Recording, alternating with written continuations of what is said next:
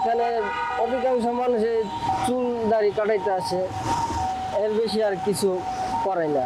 আর ওই মনে করেন মাঝে মধ্যে কেউ যদি চুলে কালার লাগাইতে চাই সেটা করি, যেমন কালো, তারপর মেহেদি কালার, এই দুইটা কালার ছাড়া আর কোনো কালার করি না। এখানে বিশেষ করে অধিকাংশ বাহিনীর লোকজন আছে, হ্যাঁ, যেমন ধরেন আনসার, তারপরে থানা থেকে কিছু পুলিশও আছে, তারপরে এই যেমন হাসপাতালে অনেক রোগী আছে, রোগীর সাথে অনেক লোকজন আছে, তারা আছে, তারপরে হালকা পাতলা রিক্সা ড্রাইভার আছে, তারপরে সাধারণ মানুষ যারা রাস্তায় যাতায়াত করে তারাও এখানে কাজ করে। 2019 সালে আমার দোকান ছিল দৈনিক বাংলা, এইভাবেই ছিল, আর এখানে আমার ছোট ভাই বসেছিল। তো বিষয় হয়েছে, আমি এখানে 8 বছর কাজ করছিলাম দৈনিক বাংলা। পরে মা বাবা বলতেছে যে তুই আর কত শহরে থাকবি, দেশে আইসা দোকান দিয়ে বিয়ে শাদী কর। পরে বাড়িতে গেলাম, যাওয়ার পরে দোকান দিলাম, প্রায় 3 লক্ষ টাকা খরচ করে দোকান দিলাম। দেওয়ার পরে কোনো ফায়দা হচ্ছে না। এমন এলাকায় একটা দোকান দিয়েছিলাম, আবাসিক এলাকায়, শুধু বাচ্চা কাচ্চা ছাড়া কোনো বড় মানুষ আসেই না, তাও আসে 2-1 জন। তারপরে ওখানকার অধিকাংশ মানুষে বিদেশে থাকে।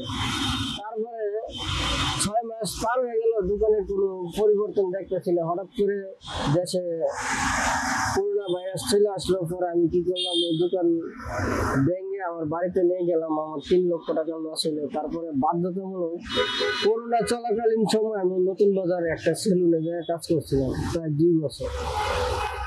ওইখান থেকে মনে করেন আমার এই ছোট ভাই যখন এখানে ছিল, সেও মেট্রো রেলের বিভিন্ন কাজকর্মের দ্বারাতে মানে একটু অসুবিধা হচ্ছিল, সেজন্য সেও দেশের বাইরে চলে গেছে। তারপরে এই জায়গাটা এখন খালি হয়ে রয়েছে, সেজন্য আমি এসে বসলাম। তারপরে মনে করেন কি আর বলবো, এখানে কোনো রকম আর কি নিজের যে সংসার এটা চালানোর চেষ্টা করি। আমার ফ্যামিলিতে আমার বাবা মা আছে আর 5 বোন আছে। 5 বোনের মধ্যে 4 জন বিয়ে দিছি, আর ছোট বোন 1 জন আছে। আর আমি নিজেও বিয়ে করলাম, গত 3 বছর হয়েছে। আমার একটা ছেলে সন্তান আছে, বয়স প্রায় 6 মাস।